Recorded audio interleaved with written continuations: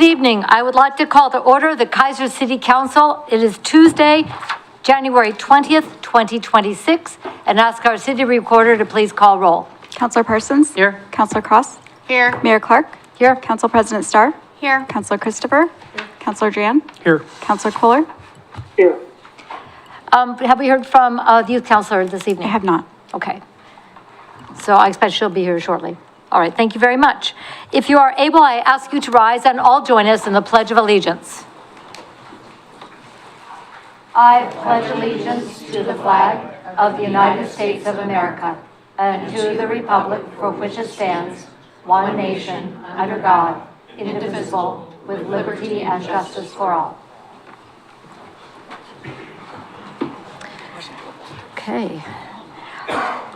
Thank you very much. We don't have anything under special orders of business, but I would like to give an opportunity to our city manager to introduce our new Public Works Director. Thank you, Madam Mayor and Council. Carrie Blaylock, this is her first day. And unfortunately, Mr. Lawyer was not feeling well, so he's at home, hopefully watching us. But Carrie's here to represent Public Works. She has been with the city for, I think, around 3 or 4 years in total. Yeah, and then also previously with Marion County Public Works for, I think, maybe 9, 10 years range. Yeah, so we're really excited to have her back, and not just us, but a lot of the employees in the all across the city departments. We're excited to see her and read her name. So. That's right. Well, welcome. Is there anything that you'd like to add? And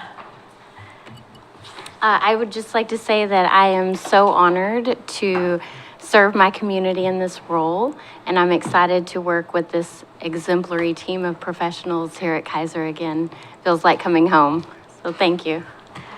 well, thank you for applying, and congratulations. We look forward to working with you as well. So welcome aboard. Thank you. I would add, Madam Mayor and Council, that she lives in Keizer, so she is a Keizerite. Perfect. All right, thank you so much. Committee reports. I have Matt Lawyer to start us off.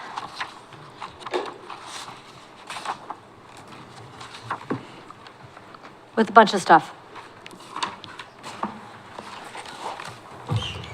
All right, well, good evening, Madam Mayor and Council. For the record, Matt Lawyer. I'll be wearing 4 hats tonight, but before I get going, it's good to have Carrie. She actually kept us squared away in the Watershed Council, so she can keep us Motley Crew kind of focused and doing things right, then I'm pretty sure she's going to do just fine with the rest of Public Works. So excited to have Carrie back and looking forward to working with Carrie again. Let's see, kicking off with Parks, we had a first Parks meeting of the year. It was a good conversation, just kind of touching base with the team on what we're looking at for the upcoming year. Talked a little bit about the funny happenstance of being January and still mowing lawns. And so Robert said he can't remember a time where he's had to do that in the recent past. And so they're still out mowing lawns. Parks are looking great. There wasn't anything substantial to report on any of the parks. We did talk a little bit about the direction the council has to extend the conversation on the Keizer Little League, which one am I thinking? Oh, the master plan project, and making sure that we're getting more robust town halls and things like that. And so it was nice to hear from West Keizer Neighborhood Association at that meeting. There was some confusion about what was on the agenda, and so we were able to square that away. And so I just appreciate Council President Starr, Councilor Christopher, and Councilor Duran for being at the meeting that was held in November and bringing that to the council so that we can make sure we're doing it right in terms of getting out there and talking to the community about all this stuff. So that's kind of it for Parks. I don't think I'm missing anything there. Planning Commission, I guess I can press pause. Is there any questions on Parks before I move on to Planning Commission? Questions or comments on Parks? All right, planning. So in the audience tonight is Dr. Scruggs. He's a new planning commissioner, so he's coming to kind of watch how not to do these reports. So I'm very grateful to have Dr. Scruggs here tonight. Planning Commission was great. Shane really did a great job of walking us through the annual plan this year. There's a lot of really heavy stuff coming down the line, most of which is going to involve some quasi-judicial processing. And because I can't help but be a bit of a policy wonk and a bit of a dork when it comes to process, we've actually asked the city attorney to come and make sure that we do a full training on what that looks like in the February meeting. And so sadly, we don't have City Attorney Johnson and his wonderfully articulated videos that could put just about anybody to sleep doing it. So I'm really excited to see how the city attorney is going to do it and keep us entertained. Good luck. We do remember he was a drama teacher. Who was? Oh, we got to talk.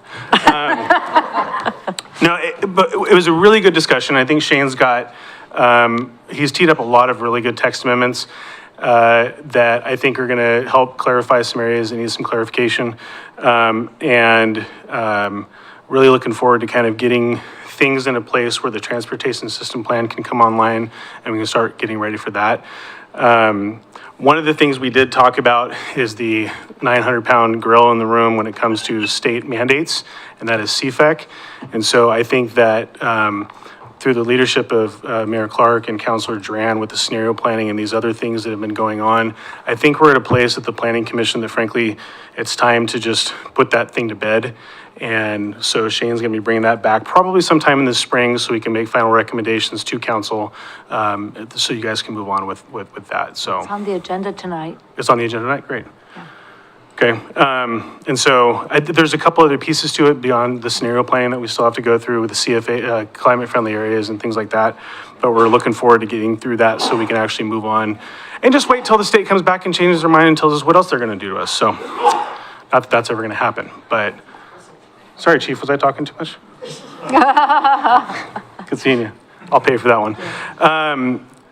So really good workload coming up. And one of the things that we talked about is looking at the definition of transitional housing and really making sure we're codifying that appropriately in the code so there's no ambiguity for that. And so that's going to be an interesting conversation to have. So good there, I think.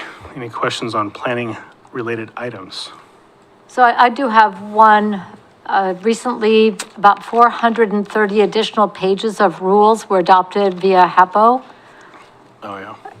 Shane's going, no, I am pretending this didn't happen.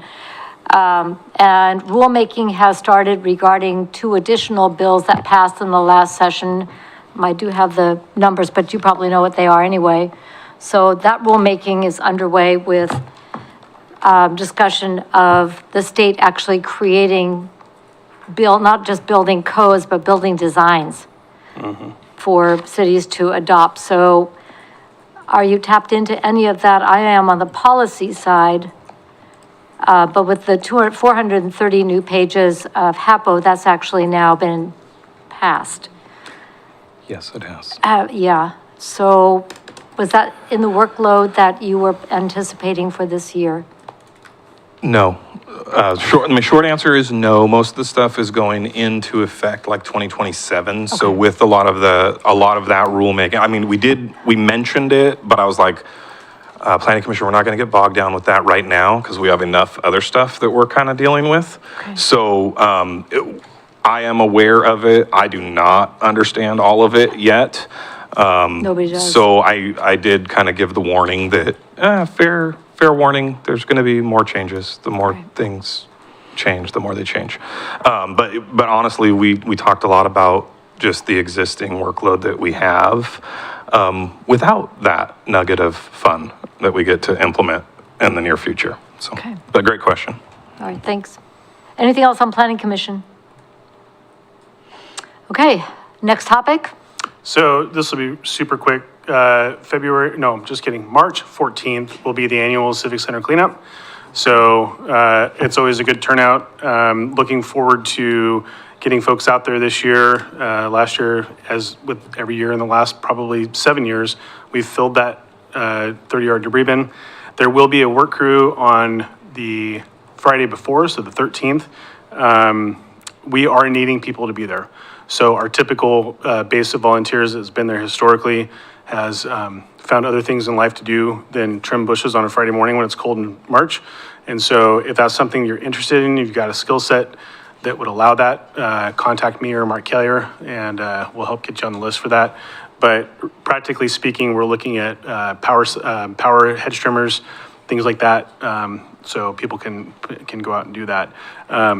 If you get enough people, you can do the whole entire square block area in about 4.5 to 5 hours. Last year, there was 3 of us, and it took us much longer. So, yeah, that's kind of where we're at. What time will you start? For Friday, Yes. I think they typically get started between 8 and 9. I'll confirm with Mark. Sometimes it's kind of weather dependent. So like if it's super nasty like last year, we started an hour later because it was just so nasty in the morning that there was no point in trying to be out there. So it'll be a good event. And then the Saturday morning, that's 9 o'clock, is that correct? Correct. Yeah, we actually formally kick off at 9 o'clock. And, we just ask folks to get there at least half an hour before, get signed in, all that kind of stuff. Because it takes a little while to get all the people in places and everything ready to go, but we'll formally kick off at 9 o'clock. Okay. Great annual event. I think this will be the 16th year. I think that's right. All right. Fantastic. And last but not least, So, February 7th, it'll be a monumental day, pun intended. We are doing the official dedication of the Keizer Gold Star Families Memorial Monument on February 7th at 11 a.m. I got to tell you, if you've ever had the opportunity to work with Mark Keizer, it's an absolute pleasure. He's been the project manager in terms of the hands-on daily stuff with this, and I'm very blessed to be able to work on this project with him. We're there. I mean, at this point, we're just doing the fine touches on the plaza. We spent 9 a.m. till 3:30 yesterday pressure washing. I have the scar of the screw on my hand to prove it from when I branded myself yesterday. It's fantastic. The flagpoles are in, everything's ready to go. We actually just got the flags in the mail today, so all of the service flags will go up probably this weekend or maybe later. But we're really excited. We do know, I know the monument's done. I've seen pictures and no, you cannot see them. But it's very special and we're very much looking forward to that. And so we will kick off right at 11. So I would suggest get there early enough to get your seats. I just secured a big tent from A to Z and we're putting some propane heaters and stuff in there to try to maybe not freeze everybody to death, but we'll have 100 chairs there. And so I'm really actually hoping we have lots of people standing around because that would mean we did it right. So very much looking forward to that. And just thanks to the council. I mean, we literally just started this conversation 18 months ago and we're ready to go live on this wonderful achievement for the city of Keizer for our Gold Star families. so do we have someone from the Department of Veterans Affairs going to be there? That's a great question, Madam Mayor. I don't know.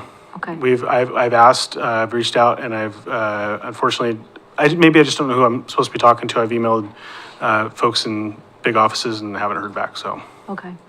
If maybe we can follow up with the folks that handled the grant. Mr. Brown, you have that contact information to make sure that we thank them for that sizable grant that bumped this project from getting started to, nearly fully funded. It was huge.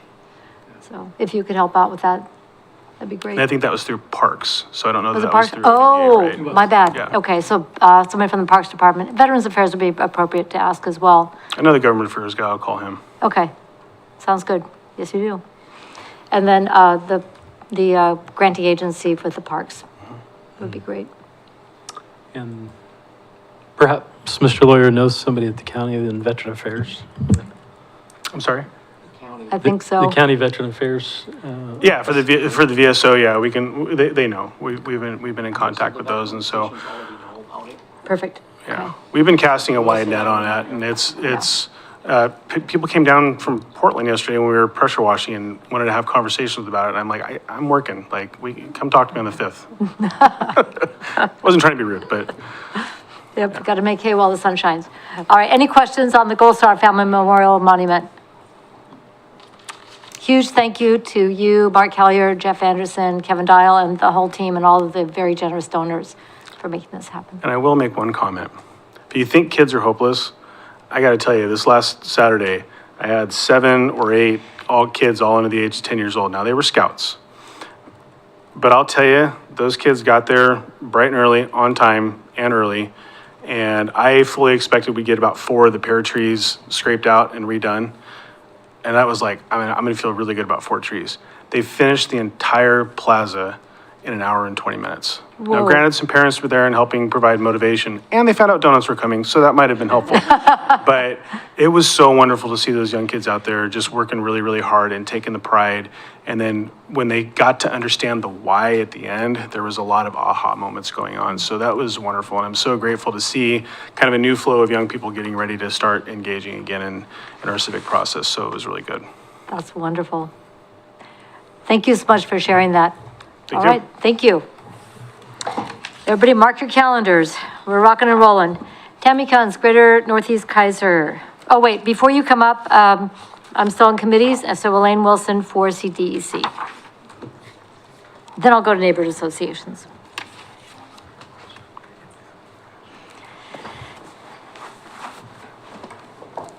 Good evening, Madam Mayor, City Councilors. I'm Elaine Wilson. I'm here to summarize our last meeting from the CDC. We had a change of chairs and vice chair. So our current chair right now is Tammy Kunz, and our vice chair is Fausto Ramos. We also approved the minutes from the meeting in December.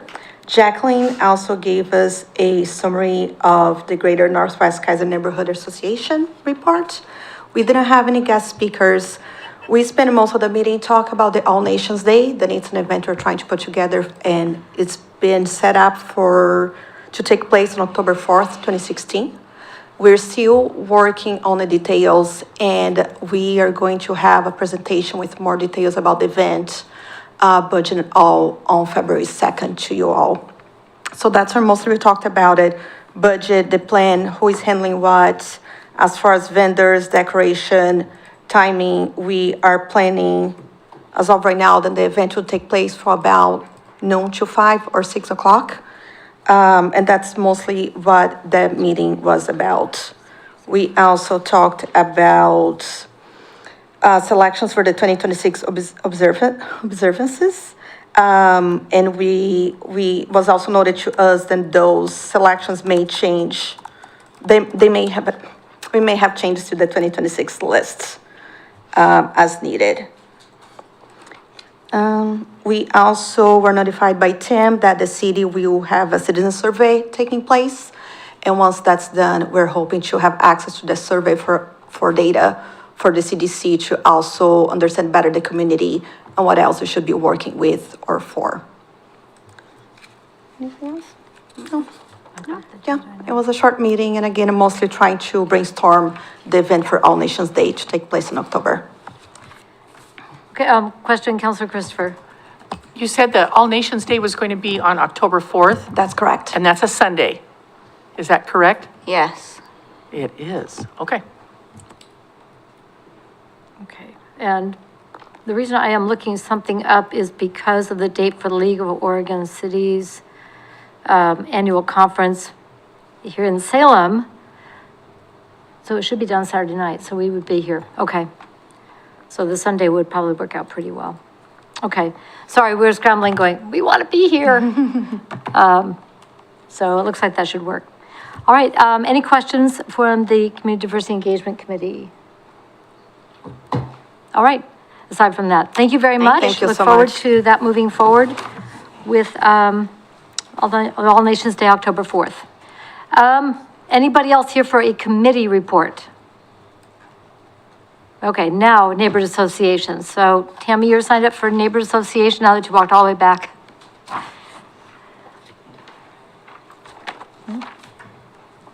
Okay. Tammy Kunz, Greater Northeast Keizer Neighborhood Association. We hosted our meeting January 9th, had 26 people in attendance. We worked on our focus and values for 2026. And then we also worked on our pedestrian flag program, gathering all our data. I've received a total of 54 responses in all. Well, Nancy talked to 54 families, Jackie's reached out and talked to 9, I talked to 15. Those numbers changed today. and Lisa, talked to 25 families. And all of them are in, no, not that one. All of them are in favor of keeping the pedestrian flag program, and as requested, I did send that over to Melissa and Dawn to get to the traffic committee. Other than that, we're just gearing up and getting ready for the new year. All right, Counselor Parsons. Thank you, Madam Mayor. So, Tammy, you guys changed your meeting because when we had the meeting, there was technical difficulties and you canceled. Yeah, I had to get the Zoom link fixed. It wasn't working. So we met that Friday instead of Tuesday. Okay. Did you send out an email to anyone so one of us could be there, or? I don't know, because I am not the secretary. I think that was Nancy, and I don't know who she contacted. I know she sent out a couple of emails, but I don't know to who. Okay, thank you. Counselor Cross? Thank you, Madam Mayor. Thank you, Tammy. Thank you for stepping up as chair of the CDEC. These are just logistical questions because I think that we're kind of missing some points. So I think it was December or January, we didn't, and Melissa, please correct me if I'm wrong, and Tammy, please because we're still getting out of that holiday haze, that we didn't have some agendas that we were supposed to have for the meetings. They're coming back very last minute. And I think, and then January, we had those, and then I feel like being a neighborhood association meeting, if we're having meetings and not properly letting people know, that I think that we can do better. Absolutely Yeah, can do better. and it's a And new, then it's what a new is the- secretary, so Nancy's really new at it, and she'll get it. Okay, I'm so sure. however, we need to figure that out with Melissa. And then the other thing is, what exactly are the laws here on having, I know that, we want Zoom to people that don't feel comfortable, but we don't even have, we don't have an opportunity for people that want to be in person. Is that correct? Just like, why is it No, all the Zoom? in-person meetings didn't really take off, so we switched to Zoom, and we've So- had really great attendance So that way. So what are the rules? That's what I need to know. What are the rules, so everyone's playing by the rules? Mr. Lindsay? Yeah, we do have an ordinance for the recognition of the neighborhood associations. They themselves are not public meetings, and they are, so the recognition is, if they follow those rules, then we will continue to recognize them. So if there's an idea about attendance, I can't say right now offhand, I would have to look it back up. There is sort of a minimum attendance of their officers. So there are three big, usually it's their president, vice president, and secretary, if I recall. But, and I'm not sure if it says attendance versus physical attendance. But if you guys are so inclined, what I'll do is I'll follow up, I'll look at that ordinance, and then I'll see if the spirit of that law is, and I would ask you guys whether you think that they should be physical as well as virtual, because I know the spirit of these meetings is that we try to do almost everything more physical than virtual, and you have to get permission to do virtual. Yeah, So, I would love to I don't know if you want those just married. to know that all the neighborhood associations, whether it's them all getting the $1,250, or that we are staying in line and people know where to look, and if meetings are getting canceled, where can our residents look? To stay involved, because as we're moving forward, whether it be with CDEC in October, that we're all moving forward and we know where to get that information. Thank you. Okay. So if you'll just connect with me and keep me in the loop and let me know. And then we're Certainly. also going to be having a work session with the neighbor associations again. I think that's going to be April. April. So those are great places for conversations about the different ways that neighbor associations have been working to increase their outreach, what's working, their communications and so forth, and other methodologies for involving people. And that's been a great conversation the last 2 years. So we'll have that conversation again, as well as if there's any changes in bylaws that we think would be helpful for including and increasing the reach of our neighbor associations. So great opportunity for conversation. Anything further?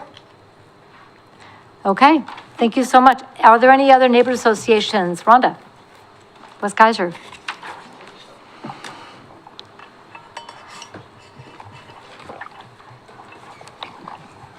Hello. Good evening. My name's Rhonda Rich, and we had elections January 8th, and I'm the old or new president of the Neighborhood Association. So I was honored to accept that position again, and Mandy Hanson is our new vice president. So welcome to Mandy. And Carolyn Holman is our secretary again. Art Maurer, Chris Adams, Carol Phipps, and Brenda Lamb are also on the board. So we have a full board. We had Maddie Elsom from the Keizer Fire talk, and that was very informative. We had Counselor Starr there, and she gave a lot of information. It was great from the council. There was a lot of discussion too, I want to say, on the drawdown of Detroit Lake. There's a lot of concern about that, where we're headed with that, and Jeff Kelder was the one who's been going to open houses and brought this to the neighborhood association. So I told him you had made a statement or sent in a little letter to the, who Congressional delegation. Okay. I think we did that last year. Okay. So when we get updates or find out, how do we find out where that's at? Whether they're actually going to, it sounded like they're actually going to do it. I don't know if anybody knows for sure, but anyway. I would subscribe to updates from the U.S. Army Corps of Engineers. And they've been having a number of town halls. They have other newsletters and so forth. So they're the most authoritative source of information for action that's planned. Okay, because one of the concerns was that if this does happen, does Salem use Keizer's water? So that was, and I know they have in the past for emergencies. February 12th, we'll have Chief Copeland at our meeting. And that's all we'll have right now. We'll see you at the next meeting. I was hoping Bill was going to be here tonight. Sorry, he's not feeling well, but welcome. Any questions for Rhonda and Mandy? All right, thank you so much for all the work you do for West Keizer and Keizer as a whole. Appreciate it. Thank you. All right. Any other neighborhood associations tonight? So I attended Southeast Keizer, so I'll give that report under council reports. All right. Youth Councilor Guptill, anything to report on tonight? No, not tonight. Thank you, though. All right, thank you very much. Let's go to public comment. This time is provided for citizens to address this council on any matters other than those on the agenda scheduled for public hearing. We have no public hearings this evening, and I have David Philbrick signed up. So come on down. Good to see you.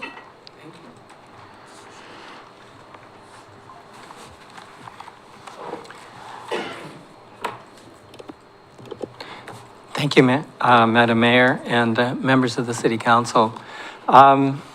Really have, I guess, two things to address. One was information in a past Keizer Times article kind of caught my eye on the sidewalk program. And I think there were two things there that troubled me. One was the characterization of collector streets and arterials as being mostly apartments and commercial buildings. Although we do have a few of those, like most of River Road and a small section of Chemawa, if you look at the land use patterns along Lock Haven from River Road to the Keizer Station, Chemawa from Verda to Lock Haven, most of our collectors, streets like Wheatland, Shoreline, they're basically McLeod, they're lined by residences. And so there's, those are also the streets on the multimodal committee that we get most of the complaints from, of people concerned about speeding, people concerned about crossing the street to get to the mailbox on the other side, those kinds of things. So these are also the streets where if we're doing improvements to sidewalks and things, they're probably the most important. And in the Keizer Times article, it indicated that homeowners on those streets were going to be asked to pay a higher percent of the cost of sidewalks than homeowners on just strictly residential streets. And yet the benefit to the community, it was given as being a 50-50 split on residential streets, and on people on the collectors and arterials, it's needing to pay 60% on what was proposed as a program. So I felt that was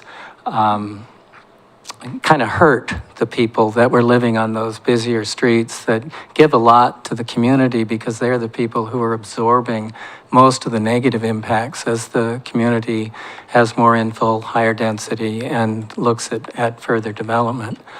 In reality, when those sidewalks are put in, quite often they are fully funded by the public. I know there's a project on Verda, which is going to be putting in sidewalks. I happen to moved into a house on Lockhaven that was on a quiet street with ditches, and we now have lots of traffic and sidewalks, but it was paid for by the city, or not by the homeowners anyway, directly. And I know there's projects for Wheatland that would do kind of similar things. But I do think that people on those streets do deserve streets that are as safe as possible. And if they don't have sidewalks, and there's sections of, say, Verda that aren't going to be in that proposed things, which don't have sidewalks. There's half of Chemawa from Verda to Lockhaven doesn't have sidewalks. I think those should be the city's priority, and it actually should be something that should be funded by the city and not the homeowners there. The other thing on that proposal, as I thought about it, is that if one is looking at spending money to improve pedestrian safety, the definition should maybe be broader and be pedestrian safety as opposed to just sidewalks.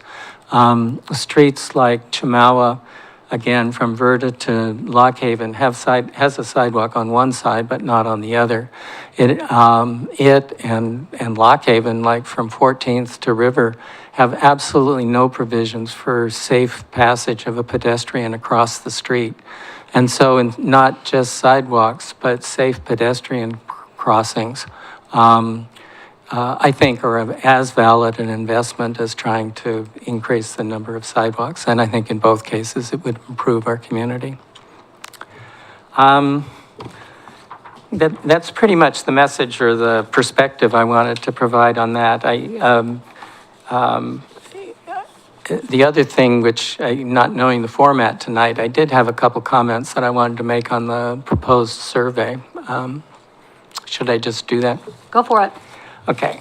Had interest in the survey because I serve on the multimodal committee. And one of the recommendations that was made, again, because of safety concerns that we were getting from citizens for speeding and that kind of thing. So, is council good with him finishing his thought on the 9C issue and the objection? Please proceed. One of the recommendations based on discussions from the committee was we recommended to the city council that speed limits on residential roads in Keizer be reduced from 25 to 20 miles per hour.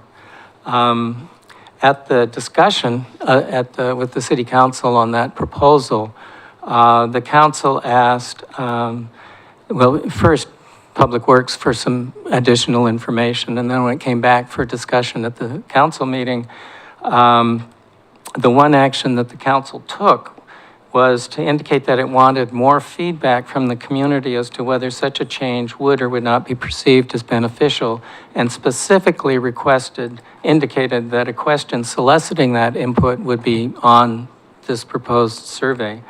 I don't know what the status of the community survey is. We were, after our last multimodal committee, given a copy of what I assumed was a draft of the City of Keizer Community Survey. And it didn't have any question related to speed limits on residential roads. So it would seem to me that there should be a question, something like the following.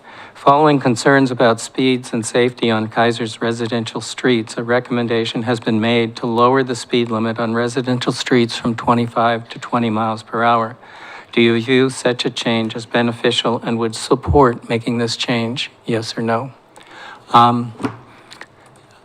So on the survey, I think that was, I have some other things, but to me, that was the most important item, which I expected to see on the survey that wasn't there. And I could make other comments, but I don't know if I don't want things to be lost with that. So that's a good catch on the question on residential speed limits. So with council's concurrence, I'd like to put a pin in that one, to come back to that under 9C, to give staff time to look and see where we might recommend putting that, because I do remember that part of the conversation. And I think that's a good catch on that. On the sidewalk program, that's not done yet. That is in final development, and it's going to be coming back to council soonish. I'm looking at Mr. Brown. I don't recall the date. Well, Yeah, I'll have to me look either. back on it.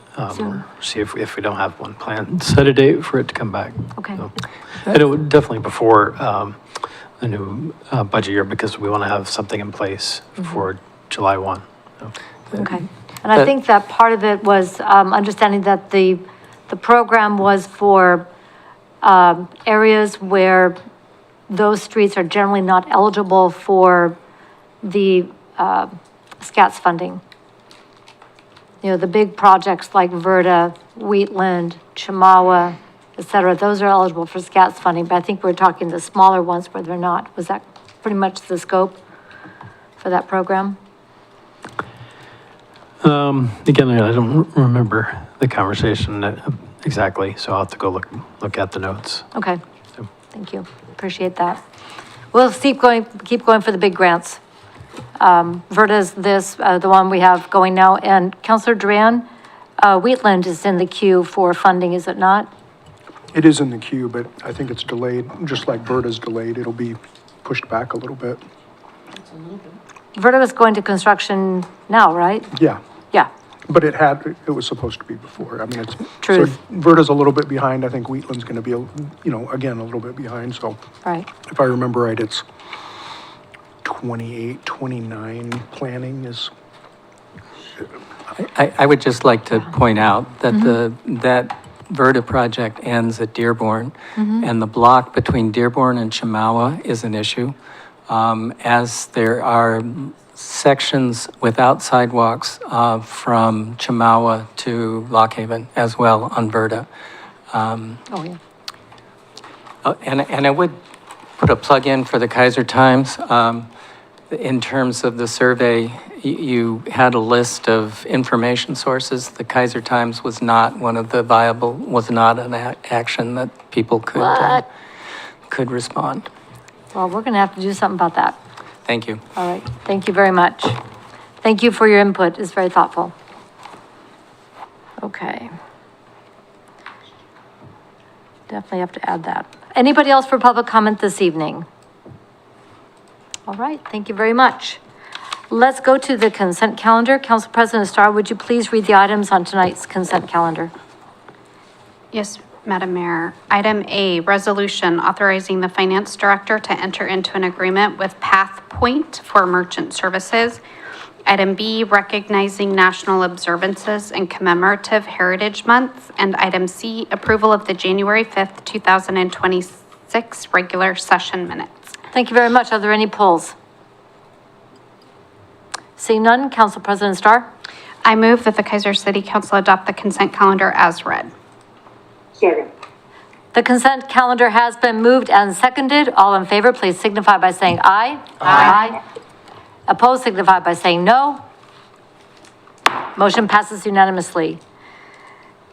We have no public hearing, so we will now go to administrative action. And let's start off with what was mentioned earlier with the regional scenario plan. And Mr. Brown. Thank you, Madam Mayor and Council. Mr. Witham will have this item. Thank you, Witham. Mr. Brown. Madam Mayor, Council, yeah, so before you tonight is the regional scenario plan document and appendices in the packet. We are coming, or I guess just me, there's no we, I'm a singular person here. But coming to you all to get authorization to submit the plan along with our partners, Marion County and Salem, to the state. The staff report could have been hundreds of pages long. I chose not to do that to you all or myself. But essentially the regional scenario plan, it is a plan that's looking to the future. And it's imagining a different future that can result in reduction in greenhouse gas emissions to meet the state mandated goals. This was work that was driven by the CFEC rules. It is something that is state mandated. I tried to kind of highlight in the staff report kind of what the scenario plan is and what it is not. It is not obligating us to do any certain thing. It really is more of a high level aspirational policy type of document. Interestingly enough, this is a plan that's going to inform our TSP, which we are getting very close to actually officially starting, I hope. I've actually just had some back and forth with ODOT and the consultant this past week and clearing up some scoping things as it's being reviewed by the Department of Justice so they can go to actual formalizing contracting and whatnot. Essentially, it looked at what existing plans in our region, ours included, would accomplish in the horizon, and it wouldn't accomplish quite enough. And so there's some shifts. Now, luckily, some of the things we've already done align pretty well with it. So some of our quote unquote performance measures already align with what we've done with our land use planning, with what we've identified as where we're going to designate our CFAs and things like that. But I think it's like anything, we will know more in the future as we report out every 5 years on what our progress is and what that looks like. With that, I would say Mayor Clark and Councilor Duran, they were part of the TAC for this project. They did a great job giving guidance and asking the hard questions to the state. It is a plan that is not fiscally constrained. So it basically means this is a great idea. And that's kind of what it means. And I'm not going to say anything more because I don't want to get in trouble. So with that, I'm happy to ask or answer or try to answer any questions you might have. But essentially what we're asking for tonight is just simply the authorization to submit the plan along with what Salem and Marion, it's the same plan. It's a regional plan. So anyway, hopefully that was somewhat helpful. Thank you very much. And I think it was a great summary of a interesting process. Councilor Duran, do you have anything to add? No, not really, other than I think we just need to realize that this is kind of more goals of the greater area around here, and without having direct funding for this, we can't do a whole lot more than hope that we can make it work. The only thing I would add is that we have always had as a priority adding bike ped facilities. Our current transportation system plan encompasses every neighborhood and every space that doesn't have sidewalks identified as a potential project. The reason we did that was to make sure that if grant opportunities became available, we'd be eligible because it would be in a plan. And that really reflects what we've always wanted to do, was take the Keizer that was formed back in 1982 out of a very rural area and be able to make those improvements for especially our sidewalks. And piece by piece, the next one being Verda, we're working on that. So I think that really helped us making our case in this process that Keizer has that commitment, and we've been putting the money to it. So I'm really proud of the work we've done, and I think our work on the River Cherry Overlay District was significant for this, and also for the this other scenario plan, the CFAC, the Climate Friendly Equitable Communities planning as well. So just want to give a shout out to Mr. Witham and his team on that. Any questions? Okay, seeing none, Council President Starr? I move that the Keizer City Council authorize staff to submit the Salem Keizer Oh, region. you know, I'm going to press pause. I'm sorry. I didn't see Councilor Kohler had his hand up. My bad. No. Councilor Kohler, I'm so sorry. Thank you, Madam Mayor. Just a couple of questions, really. As I look through that the last several days, my guess is that these things are somebody's dream and not necessarily something that we are committed to. Is that correct? Mr. Witham? I would definitely characterize the plan as something that is aspirational and not fiscally constrained. So, yes, but it does, I mean, I don't want to undersell, it does represent a plan that establishes kind of at a policy level the kind of things we want to prioritize, which specifically to Keizer is the multimodal kind of elements of the transportation. And we are weighing heavily on the kind of silver bullet of transit provisions being more than what it is now into our future, which again, because it's not fiscally constrained, like, that's great. If we have more transit, it's going to be awesome. And this plan, because it's visioning down into the road and modeling out, you know, for getting the reduction in GHG, that's kind of how we're getting there in order to, I don't want to say check the box, but to be compliant with what the state mandated rule is. Does that help, Councilor Kohler? Just a quick follow-up. I noticed that it suggests that we have 7 miles of one-lane freeway added in the next 25 years. And when I look at the scenarios that they want to hit by 2050, those do not seem very realistic in today's climate. I guess my response to that would be is that when it comes to like the lane miles that were added in the system, that was actually based on what the adopted plans and studies in the RTSP currently show. So it's not actually getting rid of anything. It's not reducing. It's just not blowing it out and growing it by a lot. So the regional transportation system plan kind of already identifies that. And so really the levers that really got shifted in the scenario versus the baseline of, hey, where would we get, the answer was a 10% reduction and we need to get to 30, really where we really dialed up changes were some taking credit for some of the land use patterns in Salem and in Keizer and in Marion County. And then it was also saying, hey, we're going to build out the things that we've already identified in local TSPs and in the regional TSP for bike and pedestrian facilities. And then Salem had some additional things like well, those of us who are around, we know that Beep Beep Salem started and they priced parking, and there's some other levers that they pulled, being the largest entity that the rest of us really didn't. So, but I do think, I think that specific metric that you're referring to, I do think it's accurate. I mean, it's based on what those plans already have adopted. So I don't know if that helps, but hopefully that's helpful. Thank you for all the hard work you put in on that. I just don't agree with a lot of it. Thank you. So I'm going to follow up on that a little bit, and I'll go to your question. The lane miles identified for freeway and so forth are in ODOT's plans. So this has to do with I-5. This has to do with, was it Lancaster or Corden? I believe. I don't think Corden.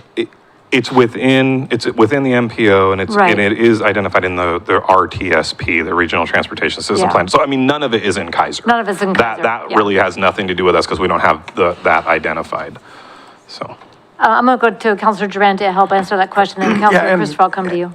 Thank you. And on a lot of that stuff, it's already stuff that City of Salem had already planned. I mean, they've got State Street, they've already got plans on changing to, they've got a couple streets that they're already planning on putting on road diets. So I think this stuff has already been identified in their system. None of it has to do with us, but they've got plans that they're going to make this stuff all happen. And we just said, great if you do that. So that's where we fell into that. Just kind of let Salem be Salem and let Keizer be Keizer, you know, the plans we already have, that sort of approach. Counselor Christopher? So this is going to be adopted by all three governments? Correct. Are we the third to adopt this?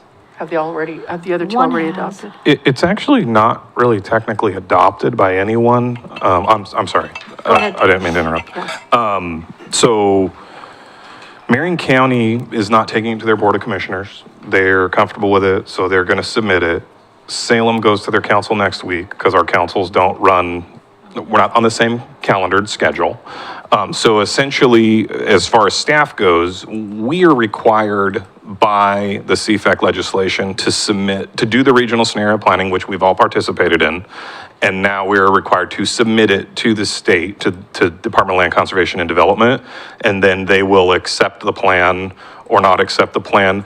Frankly, there is some anticipation that Salem 350 we might get appealed because the region's not doing enough in some folks' views. We received comments through the process to that effect from a few different entities. So the plan would not, I guess the ask from staff is to have the authorization to submit concurrently with the other organizations. So we've actually talked to DLCD, hey, does one of us submit and everybody chime in and go, yes? Or do we all submit the same exact plan 3 different times? And so there's kind of some question as to how that happens. But the reality is that Shane's opinion and preference is that the plan would be submitted by all 3 entities because it is the regional scenario plan. So once the appropriate authorizations have been obtained from the elected folks, then it would get submitted. So I don't believe the county technically submitted it because I think they're waiting for us. Follow up? So I agree with Counselor Kohler. There's so much in this that I don't agree with, but if I understand what you're saying, it really doesn't matter what any of us think because we have no control within our own jurisdictions. This is a state mandated plan that's being forced upon the city of Keizer, Marion County, and Salem, Oregon. Is that, where did CFAC originate? Governor Executive Order in 2020. Yeah. I want to thank you for all of the hard work that you've done putting into this. I'm going to be a no vote, and that's not that I don't want you to submit it. I know that you have to submit it, but I don't agree with so much of it that's in there. I just don't want my name associated with it. But thank you so much for doing the work. And for the record, the executive order was one that Keizer joined with other cities and jurisdictions across Oregon, and we took it all the way to the Supreme Court, and we lost. Council President Starr. Thank you, Madam Mayor. So hypothetically, if we vote no, what happens? It's a really good question. It is something that we kind of asked the state. Several of us have asked that question. Realistically, I think that, obviously I'm not going to pretend to give legal advice. I'm not going to practice law. I'm not going to do any of that. But we'd be in violation of the rules because the rules say we have to do this and we have a deadline to do it. We have gotten an extension to that deadline a couple times actually through this process. This was supposed to be done a while ago and everything didn't get done. But one of the pieces that we did get some clarification on is that, so I think LCDC could hold a compliance hearing where we would be out of compliance with state rules. I think it theoretically could jeopardize the funding of our TSP because the rules say you do this regional scenario planning before you do the TSP update. So those would be some of the things. Let me check, if you just bear with me. Let me check my notes because we did ask this very specifically to the state and to DLCD, and I believe the DLCD rep gave kind of a squishy answer that might be a little bit better than that. So let me just grab it. Councilor Starr does have a follow-up. So while you're looking, so just so I understand the process of the 3 entities that did the regional plan, you vote on approving it to move it forward, or how, was it just like a consensus agreement? So everybody is, The three governments? the Yes, we three did. governments are okay We all with- approved it.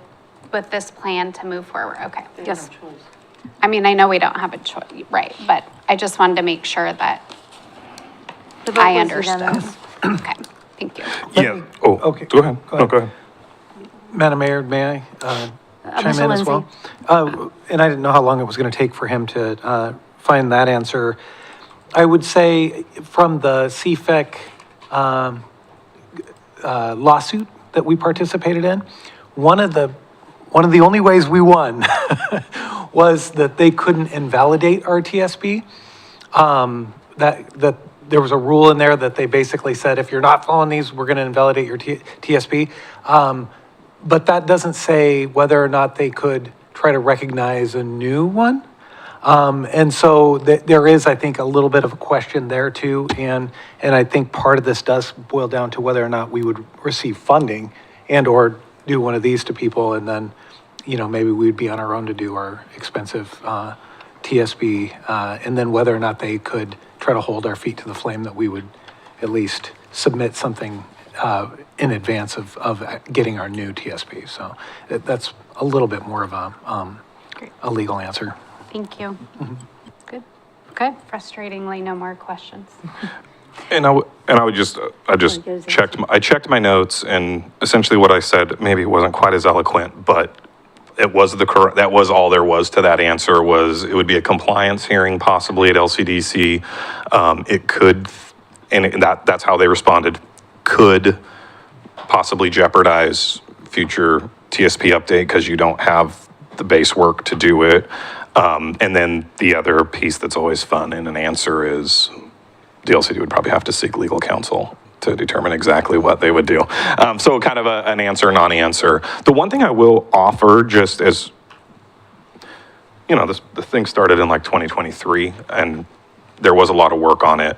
I think that the sentiment that I'm hearing tonight was a similar sentiment that I heard in a lot of our meetings from elected officials that were on our TAC, or our technical advisory committee.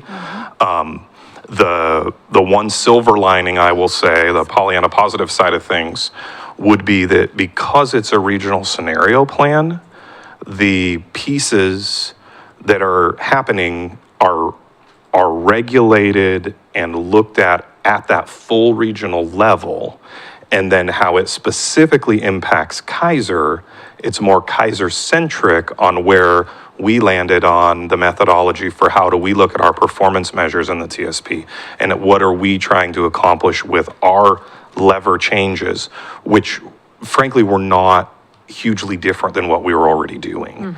The big, I'll be honest, the elephant in the room is, great, we want more multimodal, we want more ped and bike facilities. That's awesome. We've wanted that since 2009 in our last TSP. The question is, how do you fund it? And this plan is not that document. That's really what a TSP and transportation SDCs and things, that looks at that based on those priorities when you actually go to look to build things. And so that, on the personal level, that gave me a little bit more comfort in this process that has felt messy and has felt heavy-handed and has felt, hey, wait a minute, why is this getting crammed down our throat when that's not what our citizens said was their biggest priorities? And so, just for what it's worth, but. Thank you. Yeah. Councilor Cross? Thank you again for all of your hard work on this. I'm sure you can't get all those hours back, so I appreciate it. You might have already answered this, but why is this going before council vote and you said the commissioners, it wasn't going before a vote with the commissioners? Yeah, I actually just found out from Marion County staff like 2 weeks ago that they weren't taking it to a board vote. That is, there's nothing in the documentation or anything that would say we would have to bring it.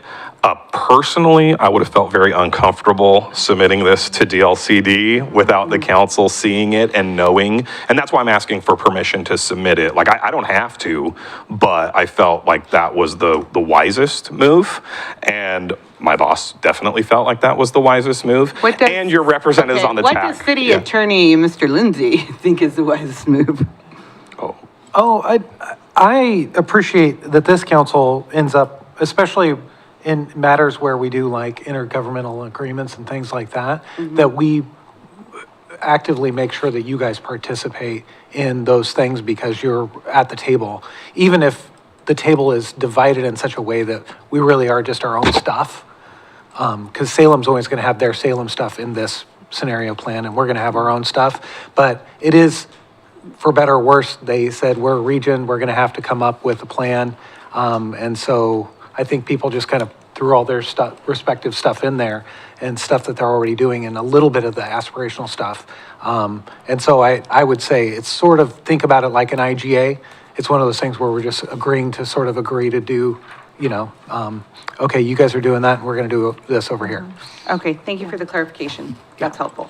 Yeah, it's kind of, it's kind of a you do you, was the sentiment in how we put the last pieces together. Councilor Christopher. So if it didn't come to council and if you didn't get permission to go through, they're still going to, Marion County's still going to submit. Salem's still going to submit. It's still going to be submitted. We can't get around that. I'm still going to be a conscientious objector. I mean, I think I don't know.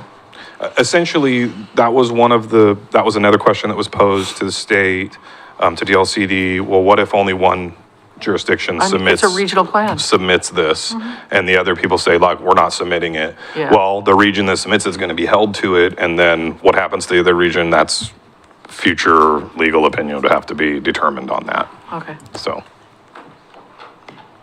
Any other questions? So one last comment. I really appreciated the conversation among the three jurisdictions in this process. And I was being a little flip, but not entirely, with the attitude of you do you, because Salem already has their climate action plan. They've got their transportation system plan. We have our transportation system plan. We already work together through SCATS, which is the Salem Keizer Area Transportation Study, and have done so for decades. So there's already a tremendous amount of collaboration across our jurisdictions. So this was not unfamiliar territory for us. We were being told we had to kind of squitch it into a plan created by an outside entity, in this case DLCD, in response to an executive order. And we still found our common ground for being able to, each of us, do what we do, bring the thoughtful work that our agencies have already done, in our case, with our adoption of the River Cherry Overlay District, and the work that we've done to continue to build out our sidewalk system throughout Keizer. So while I was part of the group that started fighting this back in 2009 when the first bill came through, I'm going to be a yes to go ahead and put this through, because I don't think it's going to push us to do something that is in antithesis to what we believe is important. And we just had the conversation a little bit ago about our sidewalks. And quite frankly, I think as we build out our sidewalk system for people to be able to walk safely around our community, we just build our stronger ties. So that's why I'm okay with this moving forward. I think that the food fight is going to be the TSP. With that, Council, I think we have now gone way into deliberation. So with that, Council President Starr, would you go ahead and put that motion on the table? I move that the Keizer City Council authorize staff to submit the Salem Keizer Regional Scenario Plan to the State Department of Land Conservation and Development, the DLCD, as required by the state's Climate Friendly and Equitable Communities, CFEC rules. Second. It's been moved and seconded that the Keizer City Council authorize staff to submit the Salem Keizer Regional Scenario Plan to the State Department of Land Conservation and Development, DLCD, as required by the state's Climate Friendly and Equitable Communities, CFEC rules. Discussion. Council President Starr. Thank you, Madam Mayor. I'm not a fan of this, but I also recognize that it's required, right? We don't want to do anything to be out of compliance, and I appreciate the time that everyone spent on this. Thank you for taking one for the team. And while I'm not in favor of it and I don't like it, I will support it begrudgingly. Counselor Christopher? No, I have my hand up. Okay. Anybody else? Joanne? Okay. And a lot of our comments during the, prior to the motion were definitely deliberation. I said my piece, so I won't repeat it. Counselor Kohler, anything? All right, all in favor, please signify by saying aye. Aye. Aye. Any opposed, signify by saying no. No. Motion passes 6-1, the no being Counselor Christopher. All right, thank you very much. We will now go to item 9B, the Parks Master Plan update on the next steps. Mr. Brown. Thank you, Madam Mayor and council members. I'm going to take this one for Bill. But what we wanted to come back to you, as you requested, for our Parks Master Plan amendment was to have an additional public hearing, or not a public hearing, but additional community meeting, town hall meeting about it. We want to address not the size of the building, but we want to address the location. That was something that really wasn't considered as we did the community input. So that would be the focus of it. We'd put it at least a month out to make sure that we have plenty of notification for people to come, be engaged. The contractor that's been working on it will come and facilitate it and then assimilate all the information in with the previously collected data and before it comes back to Parks and then to the City Council. So this is just a discussion item to get any additional thoughts from you about that town hall meeting about the Parks Master Plan Amendment Okay. at Keizer Rapids Park. So thank you for that. When we're looking about a month out, we're looking about the middle endish of February. Is that what we're thinking? And when we did the town halls last year, we did a weeknight and a weekend. Which one turned out better attended? The weeknights, in our experience here, much better attended, and that's also consistent with my experience across a number of jurisdictions. The Saturdays are pretty sacred to people's time and then families, so. Soccer, based on what I saw down at the park, it was Soccer, packed. baseball, softball, yeah. So you have a date scheduled? We don't. We just wanted to get the feedback, and we will, for any additional feedback before we set that date. And I know Councilor Starr appropriately made a recommendation that let's have plenty of time between, let's not set it 2 weeks out. So I mentioned that on her behalf so that we have at least a month's notice, if not more. So. Councilor Parsons, you have a suggestion? I do. If we want to do a Monday, I would say the 23rd of February would be appropriate. And that gives us a month. Session? No, a town No, hall. a town hall. Yeah. Yes, Right. that's right. Instead of a work session, we'll do the town hall here that's my suggestion. I agree. Sounds good to me. I mean, I'm not going to be here, but I can watch it. Okay. Yeah. Council President Starr? Thank you, Madam Mayor. Is that the only additional, and I'm not downplaying the importance of the town hall, but was there going to be anything else kind of layered into the town hall in terms of outreach and communication? That's what we took from the last discussion that we Okay. had. With just the town hall? But Okay. that's why we're here too. If there's something else, let us know now. Okay, just making sure.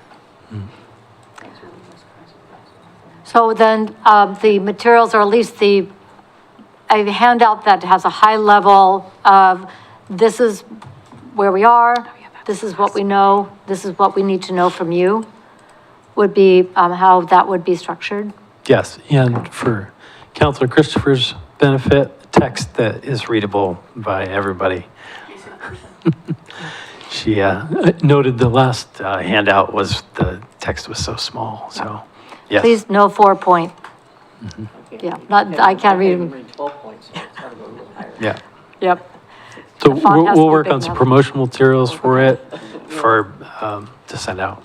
And then I noted that I would not be able to attend. I have a prior commitment. However, it will be recorded so that we could post it online for people to view. Yes, we could use the owl for recording. Yeah. Love the owl. Okay. So are we agreed on February 23rd as our date and then plenty of time to get the word out? Time, 6 o'clock? 6 o'clock is good. 6 o'clock, February 23rd is the date. It's a date? All right. By consensus, any objection? None. Okay. All right, let's go on to the last item under administrative action, which is the community survey. All right, skipping all the way to the end. Here we go. Mr. Brown. Okay, thank you again, Council, Madam Mayor. You fire up my presentation.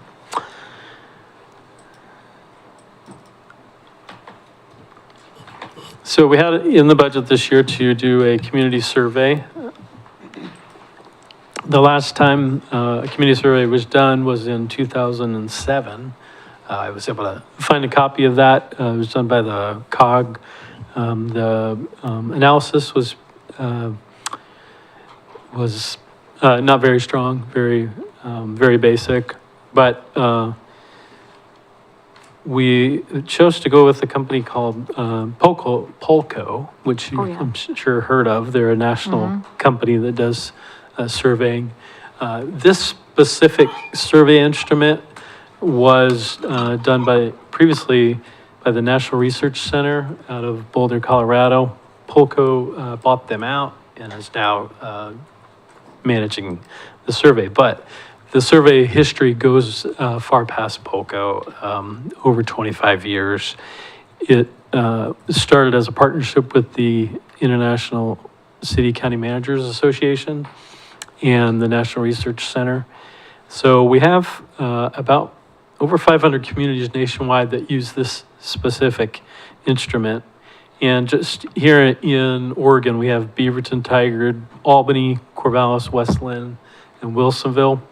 Actually, I think Lake Oswego also uses it. What you might notice is those are very nice communities. And one of the things I tell councils is that when you decide to measure yourselves, you're usually going to be measuring yourself against the best, because the best want to be measured. And so this has some benchmarking built into it, because the instrument is the same largely from community to community. But just know that the companies or the cities that are participating in this are usually pretty good, pretty well-run communities. So I sat down with Councilor Christopher and a local expert in surveying, and we went through the survey, tried. Councilor Christopher, Melissa, yes, Melissa, I heard of. Melissa Martin, thank you. Melissa Martin was the subject matter expert that was with us. And we went through it. We pared a lot of it down.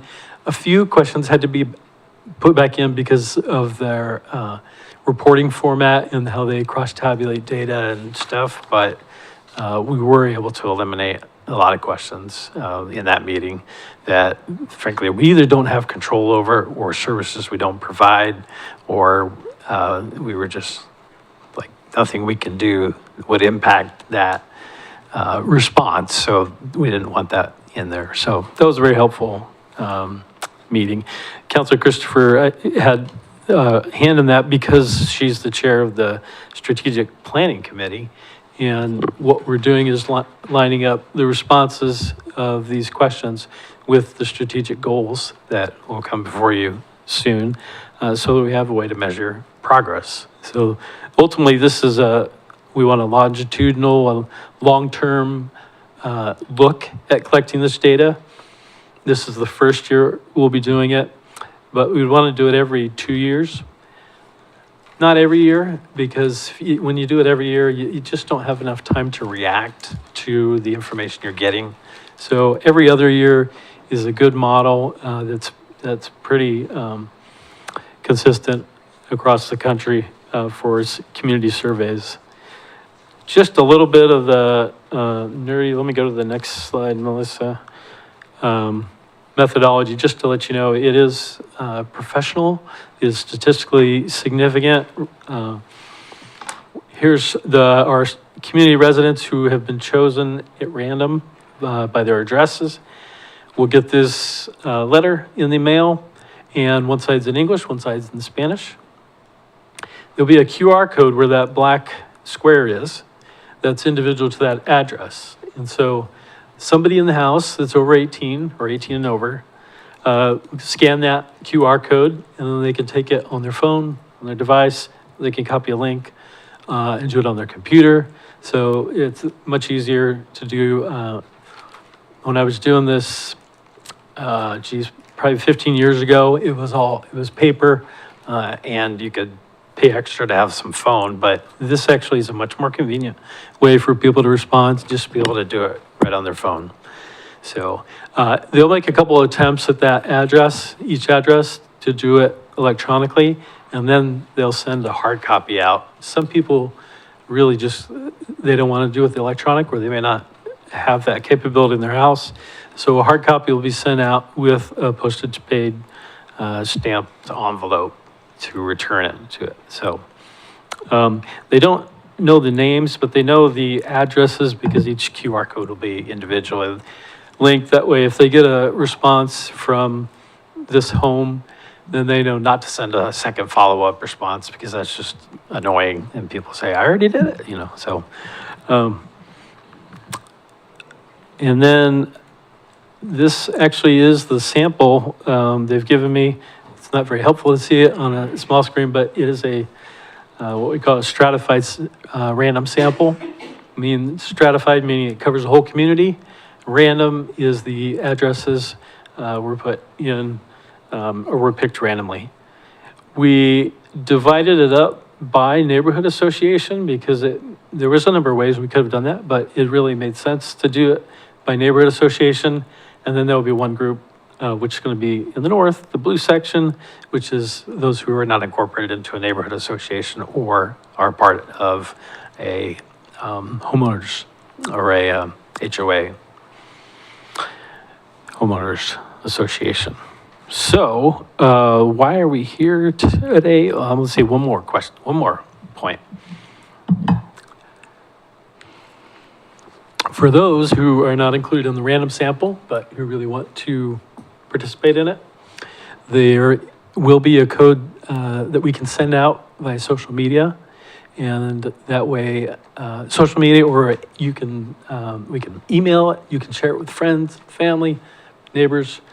So anybody can do that. Those results will be tracked parallel to the ones that will be considered statistically valid, because the other one is what we call a snowball sample, meaning I got it and then I gave it to my friend and who gave it to their friend and we all think alike, so that's not a random sample. And so, but it does offer, and this is relatively new, they didn't have this option before, but it does give an opportunity for everybody to participate, even if they're not included in the random sample.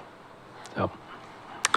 Okay, so why we're here today is you have some real estate on the survey to customize questions. And we have just 4 in there now. We can take some of these out. If you don't like them, we can add a few more in. One of the things I think I recall from talking about the transportation question was that we also have a platform as part of POLCO where we can run live surveys. And so that's an option on really any of these questions. We could use our live platform to do them not included in the biannual one. or we can put that in here, not, that wouldn't be a problem. So, the way we started was we have these proposed strategic plan goals. And one thing that might be helpful is to get some feedback on those goal areas to see if our residents feel good about those, whether they think those are very important or not important at all to them. That's usually good feedback because you kind of get a sense of priority from those questions. Maybe let me run this by you. How about I run through the 4 questions that are up there and then open it up to comments? Council President Starr has a question before you do that. Thank you, Madam Mayor. Mr. Brown, back when you were talking about, and maybe I missed it, but when you were like the household that gets the survey and they have the QR code and you said one person in the house, Yep. what if there are 2 people in the house and they both have different opinions? So they will have to arm wrestle for that, literally. There's one person in that house that can do that. The other one might be able to participate in the one that we push out. So messaging, if we can get a good, maybe we'll need to strive to get that word out that if you were somebody in the household but didn't get to participate in it, here's a way for you to participate in it. Great. Because that QR code, there will only be one for each Yeah, that house. was my question. So, so anybody in the house that opens it can take it and it's, okay, interesting. Yeah. So they will need a response of about 2,000 households to get their validity. Councilor Cross? Thank you, Madam Mayor. So what percentage? Like if you do 127 into what, 44,000, we're taking what percentage of people's opinions? Yeah, well, 2,000. What is that, 0.0? I mean, I'm not a mathematician, but that's not a very big percentage. Well, it's surprisingly how small the sample size needs to be valid. 2,000 is, going to be a statistically valid sample up to a 95% confidence interval, meaning that there's maybe a 5% variation from the response to what is. Just off the top of Probably. my head, so I understand it's a statistically valid sample, but what would feel like a good sample? So, Well- because what are we hoping for? If we Yeah. send out 2,000, that she's probably hoping that what, 10% of those get Oh, no, filled out? no. They're sending out more than 2,000. Oh, that's what she asked, how many are you? They need to get back To get 2,000. 2,000. Okay, so Yeah. that's what I was missing. I thought Sorry, we I- were sending out 2,000 and then we're getting a percentage Yeah, of sorry that. about that. I wasn't clear about Okay. that. That sounds better. Yeah. Thank you. So, Yeah, good question. great question. Thank you for that clarification. Okay. Before we go to these 4, I just want to ask a clarifying question on the one that we got from, that is more boilerplate. You're going to go through on number 9 and parse out the ones that are asking questions about services that are not provided by the city. Is that correct? We did, Because we don't do animal control, for example. yeah, that one, I'm not sure why that one's in there. I thought we struck that one, but It's, well, and this might be That'll be struck. an older version, because on a quick glance through, I pulled out about 6 that we don't provide, so I'm hoping this is an old version. okay, yeah. That was the direction. The direction is anything we don't have control over. Take it out, right. So we don't do ambulance service, we don't do fire service, we don't do the fire prevention. The city of Keizer does not, the community does, but we, the city, don't. Yeah. That's a separate government. But we don't speak for them. Animal control, that's county, traffic signal timing, things like that. So there's a number of things in there that we don't control, so I just would like to flag to go back and take another grab at that. Okay, Okay. I'll do that. Thank Yep. you. Fire prevention and education. Yeah. So. Yeah, maybe I got the older version in there. I apologize Yeah. for that. I'm going to guess that that's what happened.